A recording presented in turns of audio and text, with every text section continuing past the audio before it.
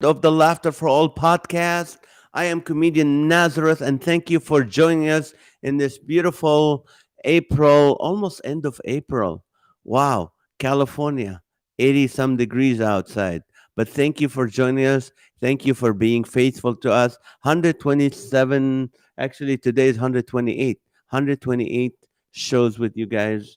128 wonderful guests, 128 uh, encouragement and advice and wisdom and laughter.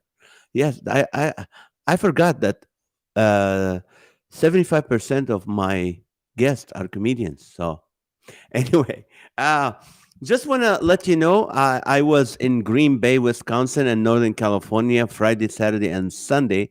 I flew back home, and tomorrow I'm going to Detroit for 5 days, several shows over there. Want to let you know if you are traveling, please, number one, take carry on. Don't put luggage in the plane, or what do you call it? Don't check in luggage. Mail it. Send it through FedEx to the hotel or to the family or wherever you're going, and let it arrive there in 4 or 5 days as ground or over. It's worth it, people. The last times I flew in, the last several weeks, different airlines, and that too the same airline, delayed flights.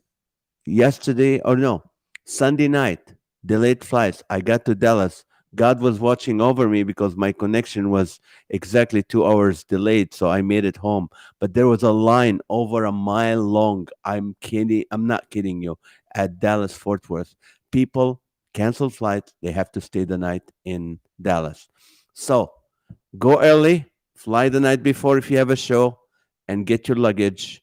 Just carry on so you can move from one flight to the another. All right, this is my advice, service announcement for you guys because I love you and I care about you.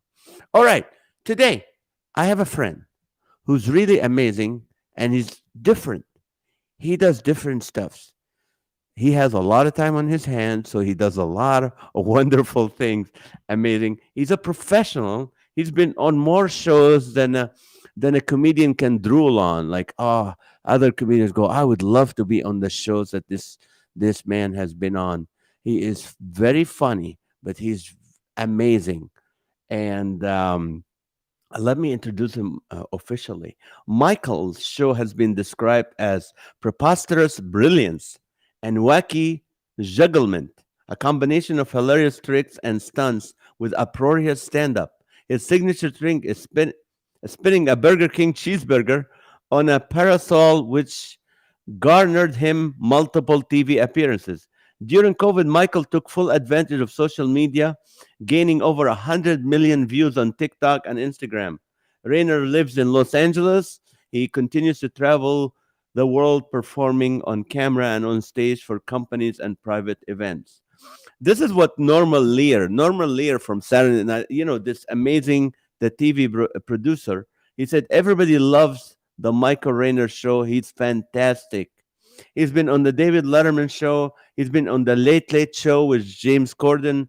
He's been on America's Got Talent and Sesame Street and that 70s shows. And of course, Bananas, which that's how we got to know each other from the Bananas Emmy winning show. So please welcome to the show my friend Michael Rayner. Michael, welcome. Oh, I'm here. Hello, everybody. I'm so excited to be here. And please, let me just, I have to go back in time when you were saying, make sure when you fly, ship your equipment, your luggage. My show, I always have to ship because I have a wheelbarrow. And so now it's like, if I arrive, I have to have enough in my backpack that I can kind of sneak a show in, but a lot of my bigger props are under the plane. So you lose my stuff, you lose a show. So Right. Have you ever done that? Have you ever lost a show where you had no props whatsoever? luck mostly I've been fortunate that whenever I do travel, I do what you say. I rarely get there and go right on stage. You know what I mean? I try to go the night before, do the show the next day, and then fly out the next day. And so far, I've been able to not lose my luggage. I don't want I don't want to say anything, but I've been one of the lucky ones that have never. But I haven't traveled The last flight I took was February right before the pandemic started, and I've not been on a plane since then. So Oh, I've got my first flight coming up in August, I believe it is, like August 8th or something like that. so you're doing a lot of local, like Flappers, which is the famous comedy club in LA now. My daughter saw you there a couple weeks Yes, ago. Let me ask you this: like, let's say you get to a city, you don't have your props, you can go to Home Depot and buy a wheelbarrow and then return it the next day. Could you? I probably could, except here's the small caveat. Years ago, when I first started balancing a wheelbarrow on my chin, and I know it sounds weird, but yes, I balance a wheelbarrow on my chin.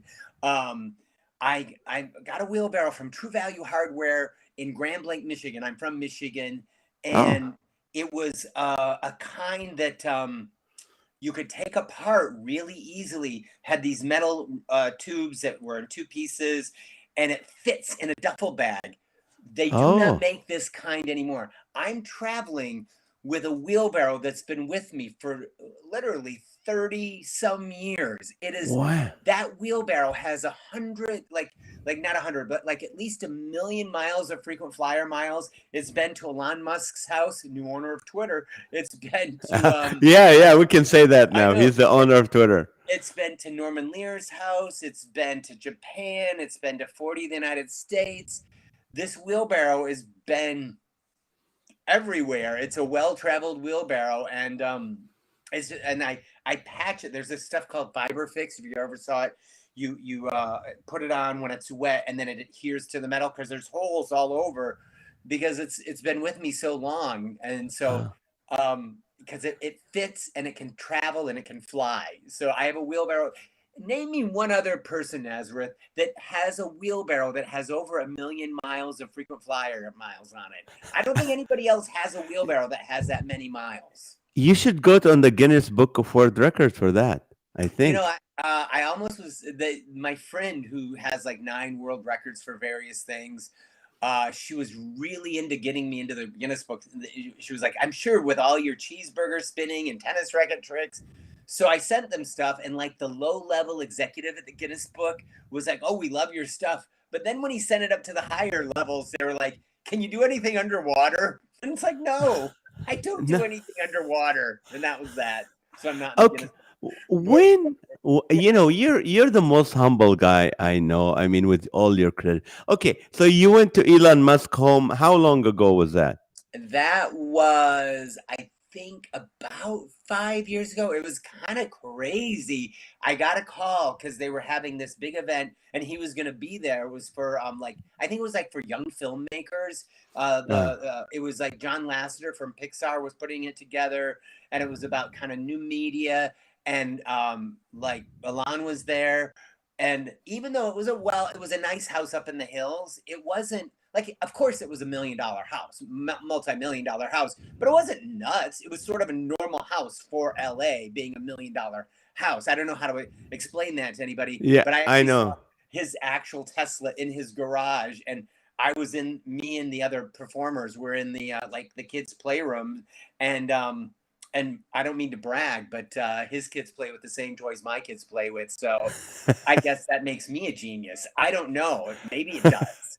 Like Oh, they, that's fun. our kids had the same toys, so I guess we have the same way of thinking. So of course, I have a house in the valley, but Morgan Freeman was there, and then one of the other acts, which I just think is funny, was a person in a unicorn costume playing an accordion. That's weird. Oh, oh, I but know. putting a wheelbarrow on your chin is not weird, I right? guess you're fair point. Fair point. Oh, Yes. who's Norman Lear? Some people don't know who Norman Lear he He is. he was famous for All in the Family, the TV show All in the Family. Also, I believe Good Times. I think One Day at a Time.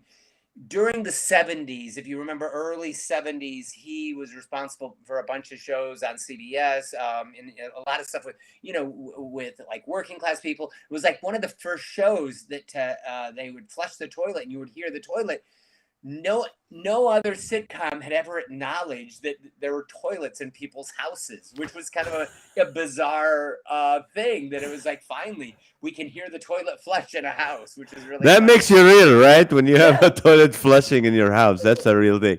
And Uh, yeah, so I he saw me at a different show and he just came over to me because he was in the audience. And this was when he was like 90 years old, because I think he's 99 now or something like that. right, he's Yeah. almost 100. What, I can't remember because it's been about 10 years since I did it. I think it's weird. Time is so compressed now. But he says, I'm going to have this event at my house and I'd love you to be a performer there. And here's what I'm going to tell you, which I think is really sweet. You know, the part when we have to talk about money with whoever's hiring us. And I'm Right. a big fan of Norman Lear. I'm like, oh, Norman, I think you're great. I think you're amazing, and I do this for free. And he goes, well, how much would you charge? And I gave him the number, which a lot of people sometimes balk at. Like, it's like, oh, that's like, they think it's too much. And he looked at me like, that's fine. Because remember, Norman Lear has $600 million. Me Right. asking for like whatever, he was like, yeah, that's okay. He was like, he kind of like, don't worry about that. That's fine. And so it was really sweet. Not always, not Yeah. always. It's funny. I gotta share this with you quickly, Michael. One time I did a show for the head of Nationwide Insurance. I won't Oh, mention his name. I don't know if he sold it at the time. But this guy, he said, Nazareth, I want you to come and I want you to stay at my house. I said, I don't stay at people's homes. I had bad experiences yeah, yeah. with, yeah. He goes, trust me, you come and stay at my house. If you don't like it, I will book you at any hotel you want. I said, okay. So I went to his house. He gave me my own quarters, with included a bowling alley.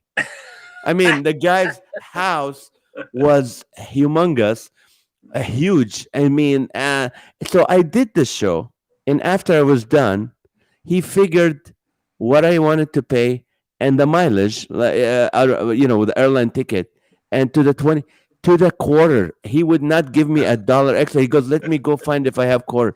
I am dead serious. I looked That's at him. I so go, funny.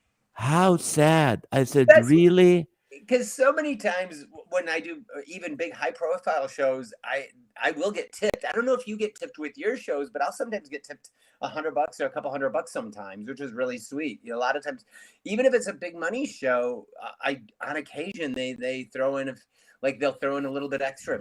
Weirdly enough, not always, once in a while.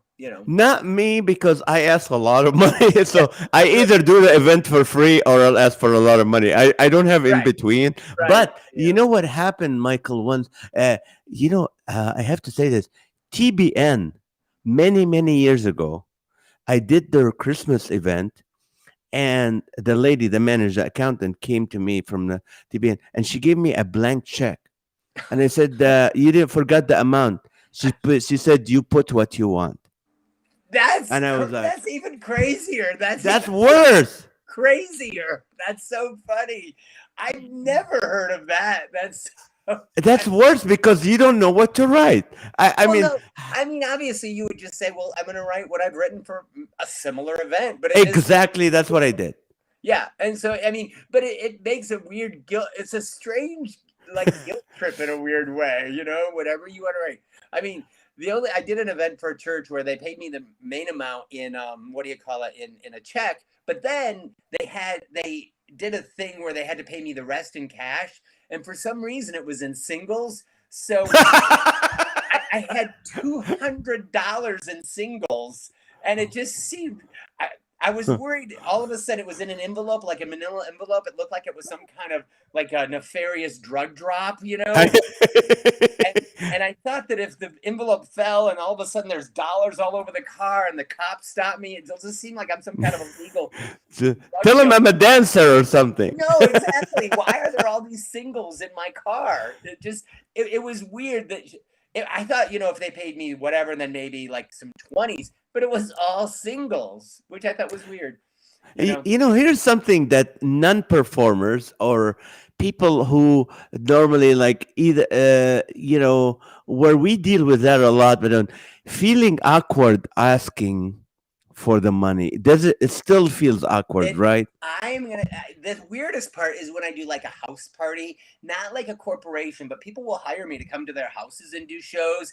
And then after I pick up, I kind of have to look at them like, so I'm gonna go now. You know what I mean? That kind of a weird thing. And so I still find it awkward. I love it. You know, there are times when I do have like agencies book me, and then it's all taken care of. That's kind of exciting, you know. Right. One of the funny things, it's like I know I do a lot of shows at Chabad centers for like Jewish folks, and Yeah. but there's rules like if they're Orthodox, I gotta always remember you can't shake the women's hands. You also the another one I can't spin my cheeseburger because it's not kosher, and Oh, yeah, so I bring a bagel to spin, and they love that. They love me spinning a bagel. you But are I so just amazing. found out another one. It was the Sabbath for at this event. And sometimes in my show, if this thing happens and a kid does a trick correctly, he gets $1. He gets $1. But on the Sabbath, you can't touch money. So he had me put the dollar in his shoe.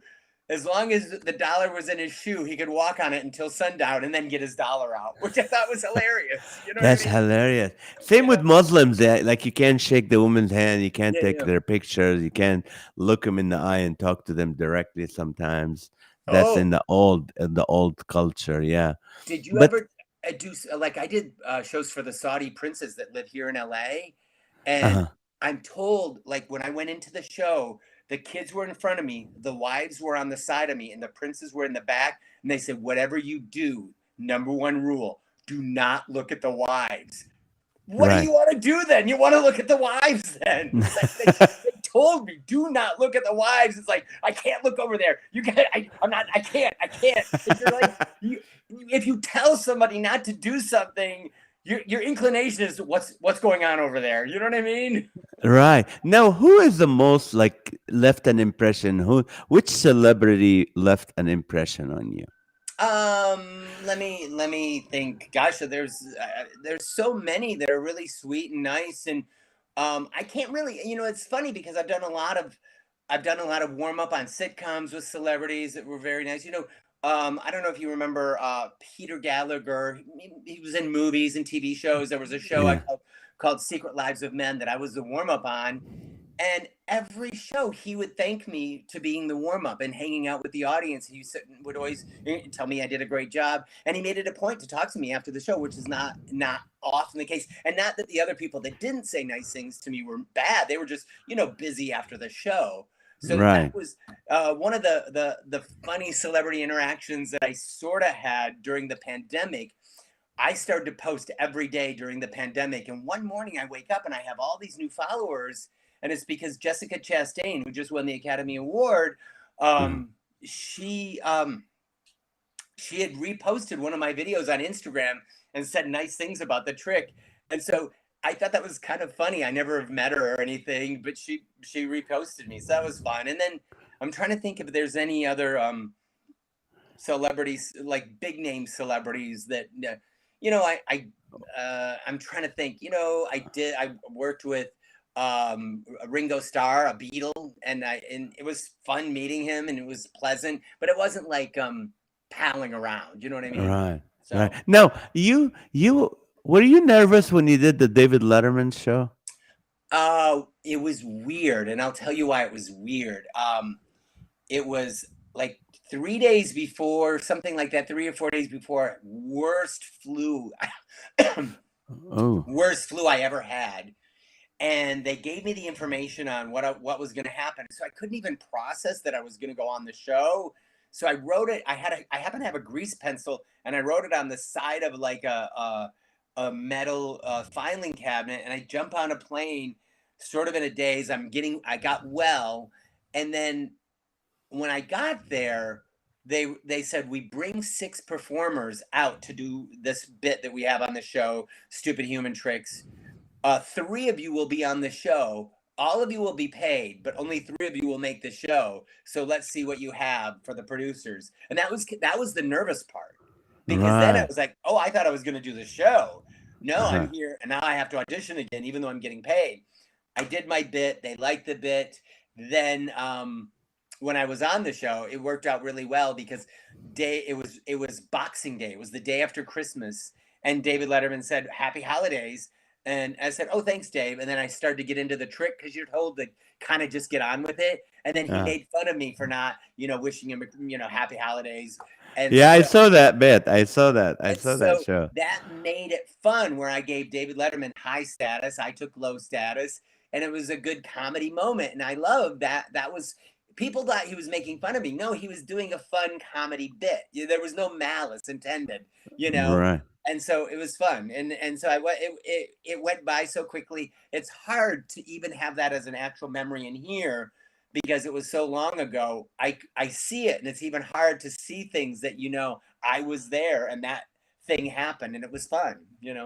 Now, James Corden from the Late Late Show, how is he, the Oh, English that was guy? amazing. James, I rehearsed with James, and then we did a bit where he took the cheeseburger and threw it onto the parasol. And it was this bit where like three of the people would make it to stay on the show and one would have to get booted off. It was a whole bit. And the fun part was we rehearsed it and he throws it onto the parasol. And then when we do the bit, he does a lot of, funny, like you're going to do what? And then when he threw it a little bit high and I had to back up. Luckily, I caught it and it looked great. And then how I was spinning it, and when they took a photo, he's just smiling and it really looks great, especially for promo kits. He was having a great time, and he was super nice. I mean, when we rehearsed, we chatted just briefly because everyone's basically super working, but they were amazing on the show. We had nice snacks in the green room. They paid us well, and my buddy who's a sword swallower, he was on that same episode, so we got to chat backstage. So it was, I couldn't say anything. There was just nice, super sweet, nice guy, and I think his dad is a pastor. I think Really? yeah, it's because on occasion, and like he's had his dad on reading Bible verses on the James Corden show. If you've ever seen those episodes, No, I um, did not. and I think they zoom him in or something like that. I'd have to research to make sure if I don't know if he's like a lay pastor or if an ordained pastor. I'm not sure, but Uh-huh. he's called his dad up, to have like whenever something crazy happens in the country, like be it whatever it is, to provide comfort. It was amazing. I gotta find that so I can maybe find the link and you can always send it to everybody because I don't think people know that aspect of James Right. I Corden. didn't know that about him. Yeah, Uh, it's really close to his family. He's very close to his father, and it's really sweet. I remember seeing that episode and was kind of shocked and was really sweet. Now, America Got Talent. They had you with Heidi Klum on stage. Now, did you have to audition for that, or they just? Well, that's a weird show because I never wanted to do it because they don't treat how that show is about belittling a lot of Yeah. times, and listen, I know here I'm going to back up. I didn't have to audition because they wanted me, and I said, listen, I won't do it, but if you say you want me, I'll come and film. I'm not going to wait in the line. And one day they said, well, just come wait in this line and then we'll get you in just so we can get some B-roll. I waited 20 minutes and I had to go to a show. And then I said, I got to leave now. And they said, just a few more minutes. I said, no, I have a client that's paying me. I have to go now. And I just said, that's just the way it is. You don't have to use me. And I left. And then they said, okay, we just want to have you on this show. And Good two for days you. I filmed and I did a bunch of stuff. But when I did my bit, Mel B did not like me at all. And she Huh. buzzed me. And then, Simon was not interested in me. But Heidi Klum was helping me, which was, I in the back of my mind, I knew I was going to make this show work for me. And how it is when we did the bit, right before we did the bit, Heidi Klum started throwing cheeseburgers at Simon, and then the Right. audience I was saw. cheering. And then we did the bit that I was spinning the burger, and Heidi Klum threw it onto the parasol, and it really worked well, even though the people buzzed me. But I took that footage, and when the audience was cheering for Heidi, I made them cheering for me because I know they're going to use me as fodder for like, who's this nerd guy? But I used Uh, it for my own promo, Right. It's great, and Heidi Klum's on stage. And then there were all these articles that said Michael Rayner and Heidi Klum do a trick together on America's Got Talent. And I clipped out these articles, so it's a great press clip. So that's why I tell people, even if you think something's not going to be ideal, you can still use that, because nobody's going to remember I got an X on America's Got Talent. They just know, oh, he did a bit with Heidi Klum. And that's how you can, for any of the people that might, when you watch or listen to the podcast, that's how you have to remember. No one remembers anything other than, oh, he was on TV, and that's all. Right. That's true. So That's true. so Let that's me how I used it for my advantage. let me take you back to first you say it's a parasol. It's like an umbrella. What do you call it? A parasol? I call it a parasol because it has a flatter type pitch than an actual parasol, which is more rounded, which an umbrella is rounded. I call it a parasol because it's, whenever I go get them, that's what they're referred to as. Now, what make you think, oh, I can take a cheeseburger and make it roll on an umbrella, let's just say that, and spin it and keep it rolling. At one point, separate the burger. It was the Holy Spirit. It was the Holy Spirit guiding. Oh, really? It was the Rolly Spirit. Maybe it was the Rolly Spirit. I'm not sure. There's an old vaudeville clown bit that's been around for 100 years where they would have the parasol, they would spin a ball, then they would tip it over, and you would see the ball was attached with a string, and it was a gag. Oh. They would clip the string, then they would throw it back and spin the ball. Well, I was like, well, I want to learn the spinning the ball part. Now I've got to figure out what's interesting, because that's already been done. Much like you, when you're coming up with bits, you know what other Right. comedians has done. How are we going to turn it to something unique, something that's unique to you, not to another Right. performer? And Right. so I happen to be in line at McDonald's. Now I use Burger King, but at the time I used McDonald's. And I bought one, and I'm like, it works. And then I started doing it for audiences, and they loved it. And then I kept on working new tricks with it along the way. And then now a couple new tricks are just amazing, where I can spin it and it shoots out pickles at the audience while I spin it. I don't even think you've seen that new version. Yeah. No, but I mean, that's your signature bit. Now, why did you go to Burger King? What's wrong with the McDonald's Oh, burger? that is, you're like 60 Minutes. You're a perfect interviewer. That's a great follow-up. Thank you. That is a true good question, because when I first started doing it, it worked. It was great. But then when I happened to realize, when I went to Burger King, they have a fatter bun. And when it hits the parasol, it grabs the top of the parasol, gives me so much more control, more tricks. And then the sesame seeds, when they're rolling, sometimes they start spinning off, and the bun flies out a little bit better. So that's why. Do you get it fresh when you right before the show, or you just have several with you? It used to be I could just get them before the show, but now, and this is let me make sure no one's around. When I get them, I take them apart, put a couple pickles on the outside, put a little bit more cheese on, remelt it in the microwave, let it sit. So when I spin it, pickles can fly out. A lot of times Oh, people think it just happens that way. I don't mean to shock anybody, but no, you didn't have to, but I that's put the pickles amazing. in there.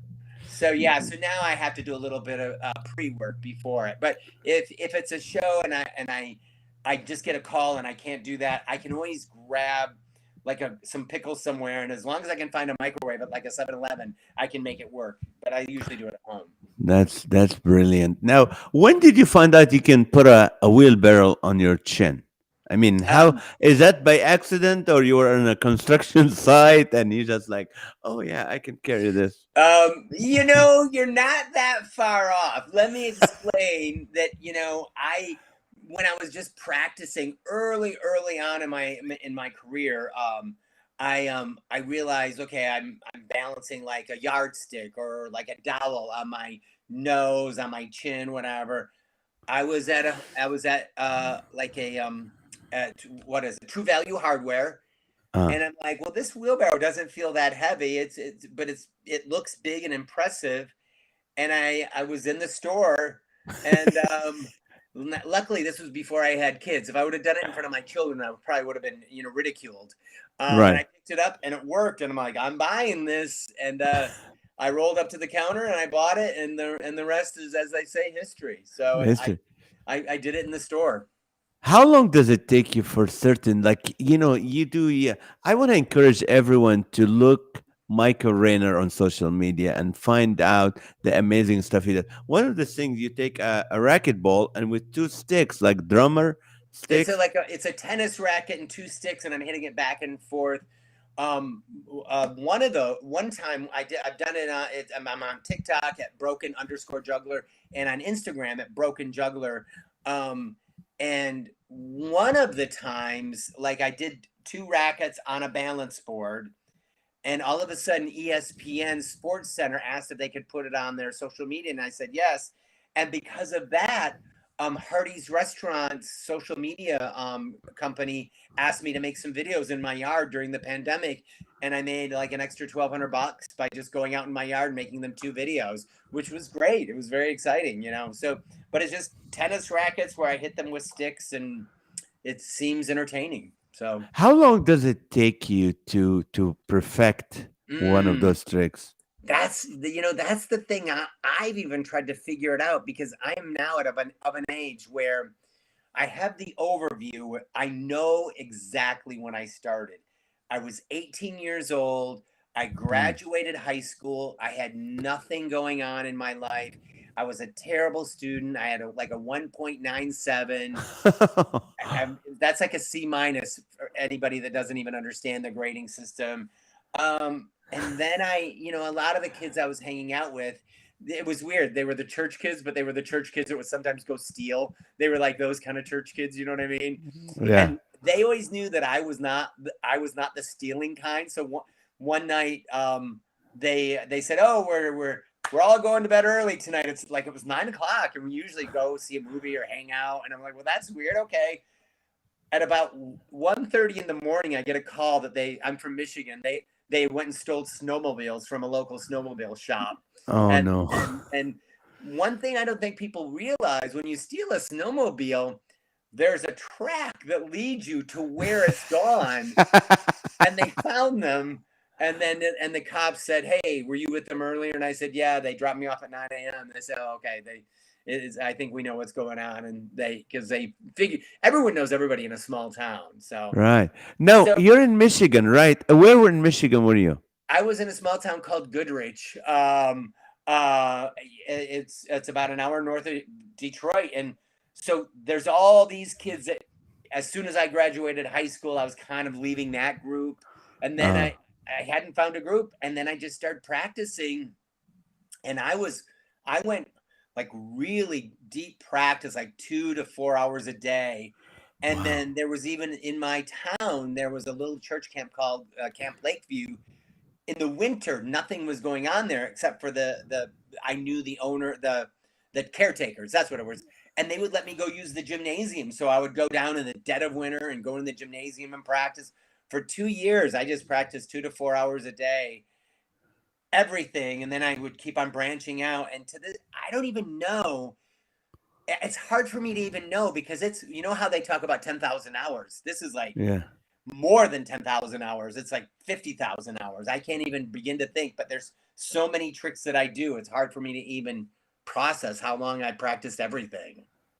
Reno, that's very encouraging to people who are listening. Some people think like, "Oh, I'm good at this. I can go do that. I can go on stage," and they don't know the amount of hours it takes to get you to be Oh, good yeah. at what you do and earn money. And, like, people want to see you do it. They want to watch you do it.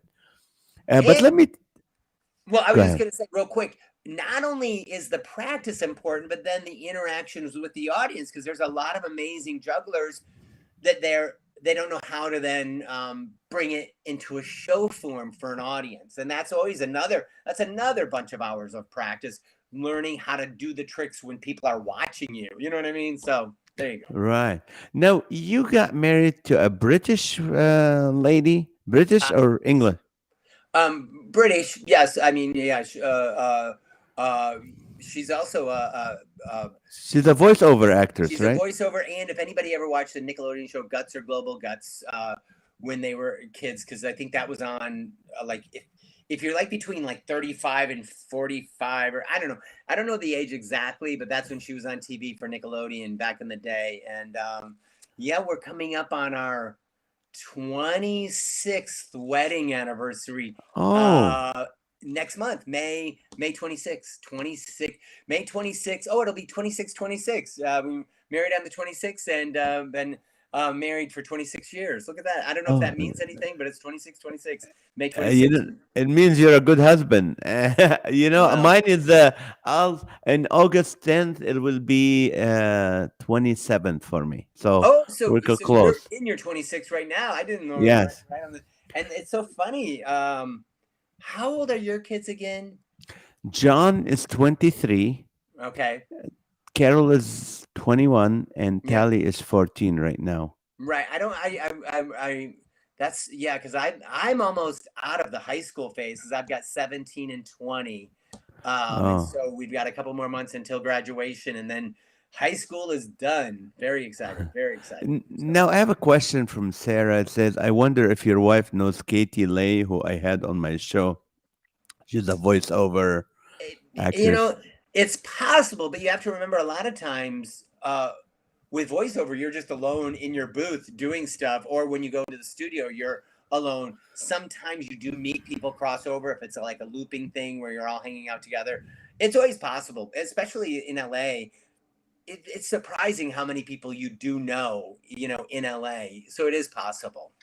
Now, you're an entertainer. Your wife is an entertainer, which means there's no steady income that you know for sure, unless you're doing like a maybe a Nickelodeon show for a few years. But how do you guys financially survive, or how can you balance your home when you're not sure when's the next gig and how much it's going to pay and all that? That is the question that I don't think people. I try to encourage people, but I don't want people to be delusional. And I think this is important. I mean, this is the thing that I always want. It's like, yes, you might be talented, but you also have to treat everything you do as a job. So when we first moved to LA, I immediately looked at every single talent show, open mic. I was humbling myself that no one knows me here. Nobody cares about me in like, oh, I'm going to have you have to start at the very beginning. And so I was going out to weird open mics where it might be a little competition and I win $50. Amora, she was taking voiceover classes for audiobooks. We came to LA. This is what I want to tell people. This is why I say keep faith, keep hope alive. We Yeah. came to LA with severe credit card debt, but we still took a leap of faith, kept on working, and slowly, within 5 months, I booked a national TV commercial. Things started rolling, and then you go back a step. Then you don't book anything, and then you go. But as you keep on getting to know more people in LA, you have more and more people that know your work, like what you do, and you find yourself like now I'm here since I don't know, I think it was 1995 or 1996 we got here. I find myself, I know everybody. Everyone will hire me sometime. The only time it got crazy was during the pandemic, but we'll get to that in a second. It was Right. just treating it like a job. And so we kept on just always treating it like a job. And so we just got up and worked every day, even if we weren't getting paid, much like yourself, much like all the people that I know that are real performers. You get up and work every day. And this will lead into the pandemic. When I had 120 shows canceled, I just got up and worked. I went out to my yard and started making social media posts. And then I put a tip jar on my Instagram because all my shows were gone. That was a lot of money. And we have bills, obviously. And then Right. the wife was like, let's invest money in my booth in the back. So we invested $3,000 in that. And then within a month, she was doing a ton of work back in the back room.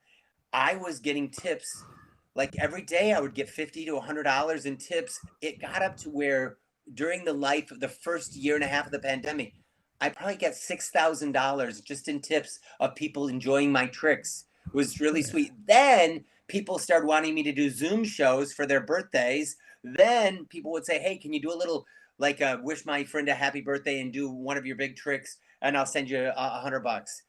And so we just went back to work. The whole Mm. pandemic, we went back to work. We knew we had to just work. So you're not getting paid, but eventually we just got back to work in a new way. And I built up my Right. social media, which has really been helpful now. Now, have you ever had a fought over money? Have what? Have you guys ever fought over money? No, I don't think so. I know this is weird. Um, let me I want to be honest. I'm trying to think back. I think uh I think I'm always like everything will be okay. I'm always very, very, very like uh, Hopeful. hopeful. I'm always very hopeful. I think more is a little bit more pragmatic. But the biggest thing we did that was smart was we bought a house once we got out of debt. We made some savings. We bought a house. And then, whenever, like, say, when the economic downturn happened in 2008, when people remember when the stock market crashed Yeah. and everything, we had a little bit of home equity to use during that.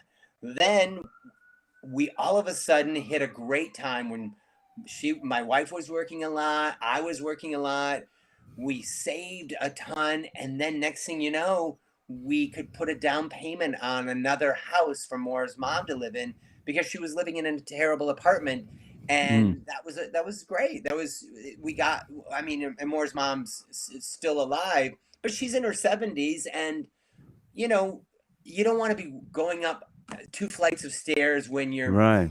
82 years old and have bad feet and whatever eventually or whatever. And Let so, me tell you why I yeah. asked the question. I mean, it's a good. The question is, when you're married to a non-performer, Oh, their mentality is always like, why can't you go get a day job? Why can't you do this?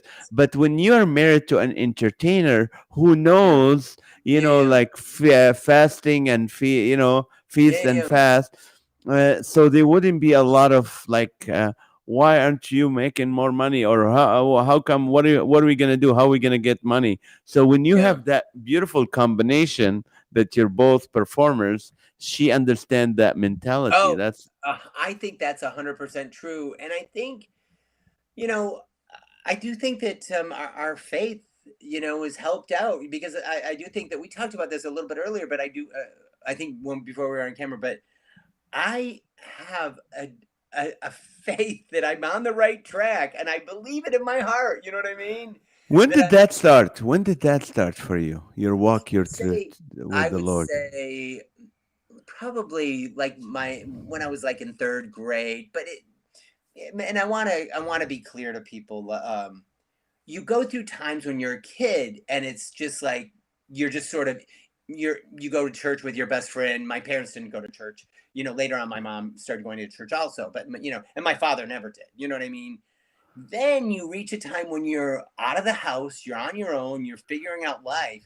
Then I think you go deeper in thinking, is there a purpose, is there a reason, what is you have an existential crisis, you know what I mean? It's like, what is the purpose to life, what is going on, is there more than the temporal world, there's that's when I think that then it's like, I'm okay, you know what I mean? Does that make sense? I Right. hope. It makes a I lot hope. of sense. Yeah. Yeah, I mean, I know that it's like, obviously, I have so many atheist friends here in LA. Obviously, I mean, and I'm sure you encounter it. I know you do a lot of the church shows. I do a lot of the comedy club shows where I would say half the audience are probably atheists. You know what I mean? Believe Right. it or not. Right. One of my one of my favorite lines is, if it's a small crowd, I'll say, "What happened? Did the rapture happen? How did I get left behind?" So, and it's like only the Christians laugh at that one because they and then the others are like, "What's that all about?" I don't know. And What so is it like living in LA this time after the pandemic? Or um I like it. I mean, I think the reason I love it so much is because the wife's work is so close. Every day when she goes to her voiceovers, when she has to go to a studio or a soundstage or a recording booth, not at our house, they're usually about 3 minutes to 10 minutes from our house, and I That's love it. amazing. And I'm gonna be encouraging for everybody because I know that Yes. they see a lot of times you'll see a neighborhood and there's a lot of the homeless that have made up crazy camper vans and weird stuff. There was a place in our neighborhood that was like, but slowly they moved them out, and they've been creating these amazing villages. There's two by my house. I can walk to one that's over by North Hollywood. These little like houses where they're tiny little sheds basically, where you can Yes. stay in there with your dog or your pet. Then you have air conditioning, they have communal restrooms, they have social services on site for mental health, because so much of it is mental health issues that and drug addiction, and they have people there to help them with that. And that's something that they've been creating. There's one in North Hollywood. There's two of these sections, and they're always clean, and it's really helping out. And I know people always want to criticize, but I like to emphasize great programs, and this program has been a great program. I read about it. And they keep on trying to emulate it because it's low cost and it's really sweet, and it's been really doing an amazing service because it's getting people off the streets into mental health, integrating them back into either their families or back into the system.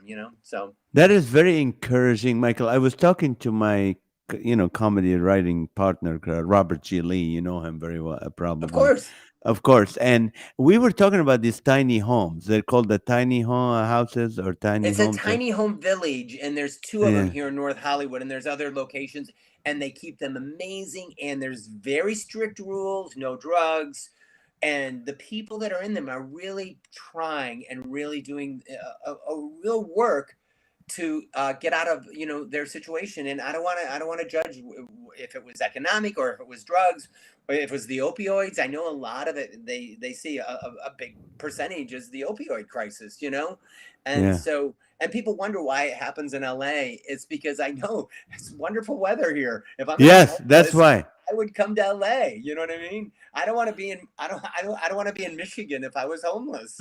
Exactly. That's the reason we have a lot of them down here in Southern California. But Yeah. that's a very encouraging thing. Thank you for sharing that. That's really encouraging. But some people go, it's a hopeless situation. No, it's not. No, They can nothing is do. hopeless. Nothing. That is what I want.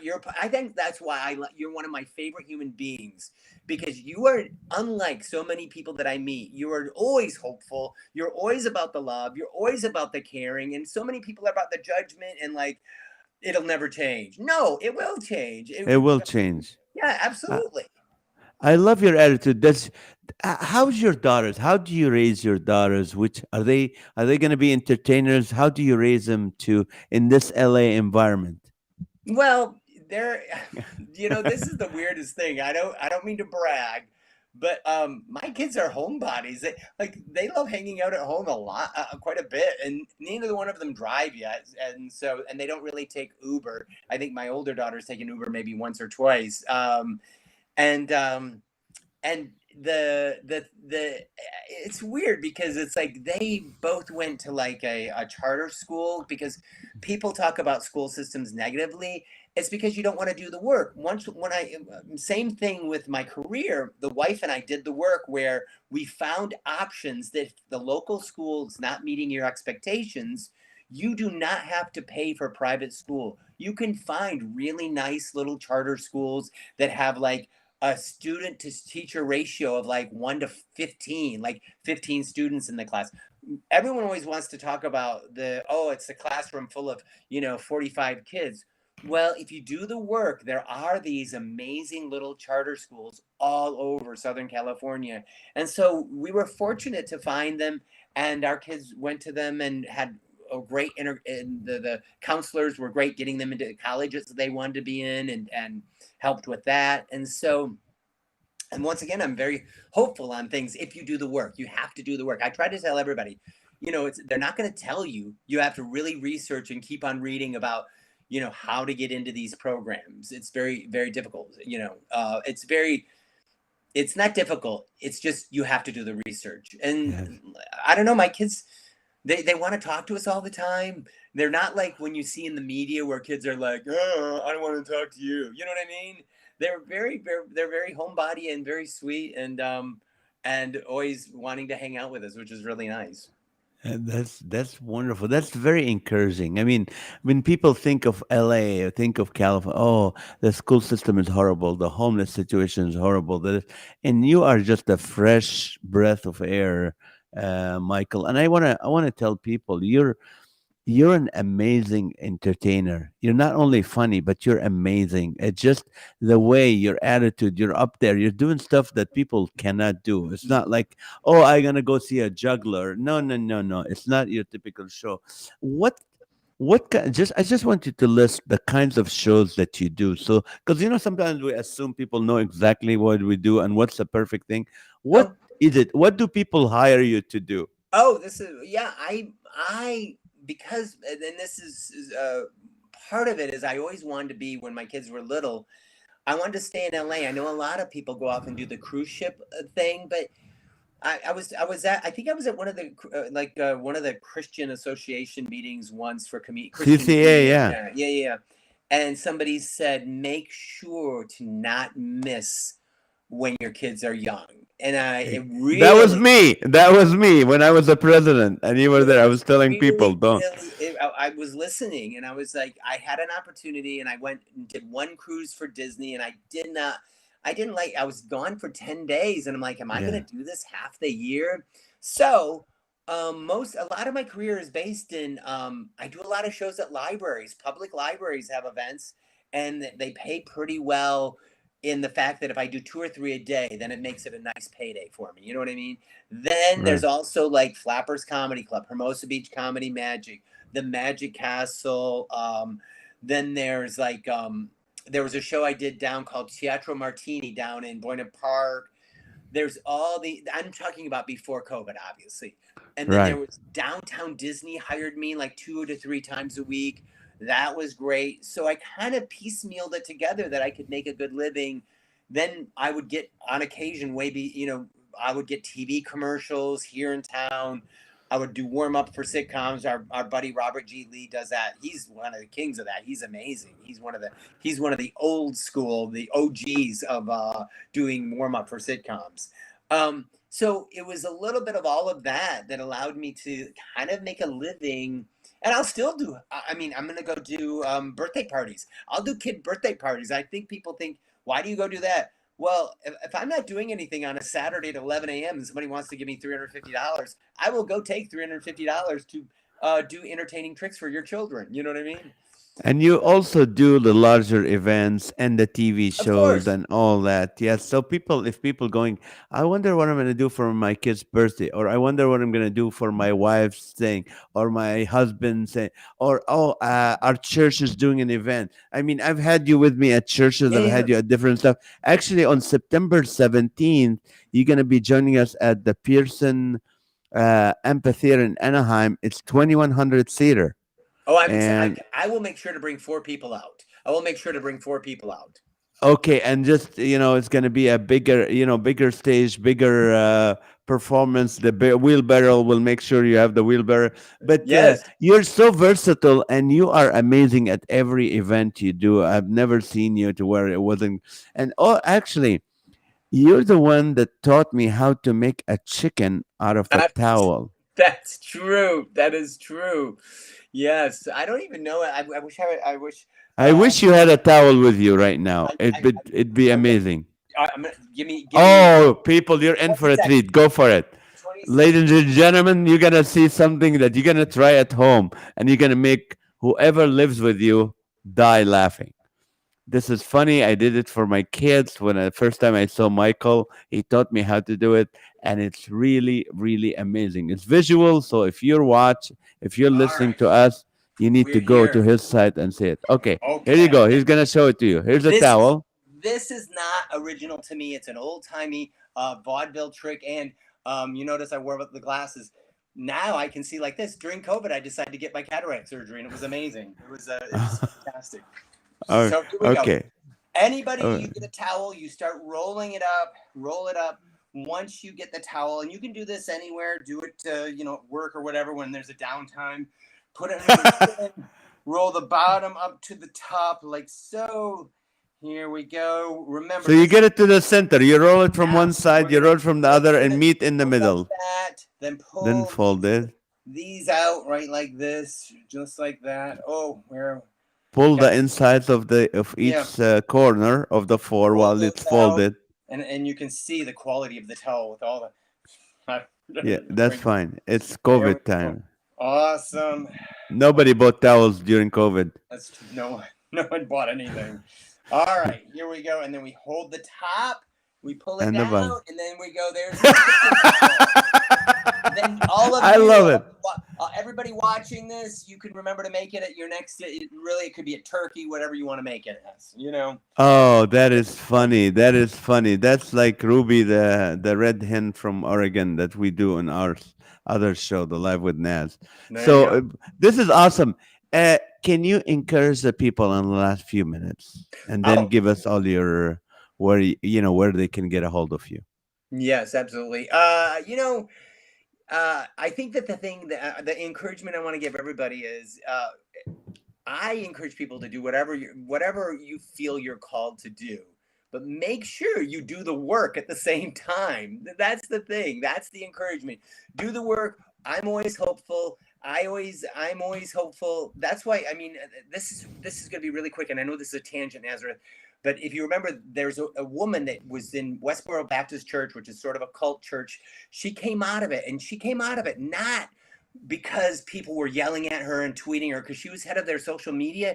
There were quiet people that reached out to her and said, "Hey, let's have a meal. Let's just play a game. Let's play checkers or something." And she started interacting with people, not by yelling about politics or yelling about anything, coming together with just eating a meal together, finding out about her and her life.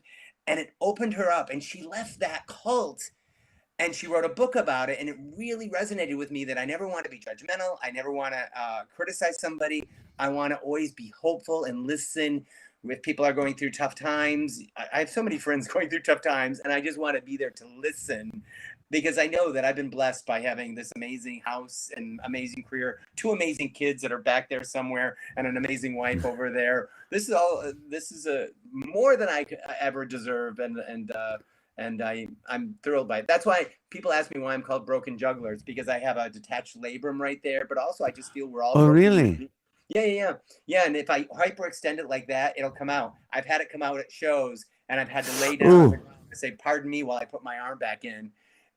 But it's also, I feel like we're broken human beings a lot of times, and and once you admit that, the world is yours. You know what I mean? The world is yours. right. Once you have humility, because every show I go into, and I'm like, oh, what is this ridiculous situation? Get quiet and do the best job you can do. That's wonderful wisdom. That's wonderful wisdom to an entertainer, to a non-entertainer. It's just to everyone. Just have this faith. Know that God is in control and things can turn out. I wrote the book called Hope in 24 Hours. God can change your situation in 24 hours or less. So you do have, we do have hope. Go into the situation hoping for the best, believing that God is able to do above and beyond what you can ask for, and He will sustain you. And that's amazing. Michael, how can people get a hold of you? I want you also to list each social media so they know where to go. Awesome. All right. They can Booking you, where can they book you? if you just go to michaelrayner.com, just my name, and put a .com on it, it's my own personal phone number on there. I know I have I have my corporate person up there also, but I put my phone number up there too. I don't mind if people just book me regular, just do that. Right, And then, it saves money, then have to go through the agent.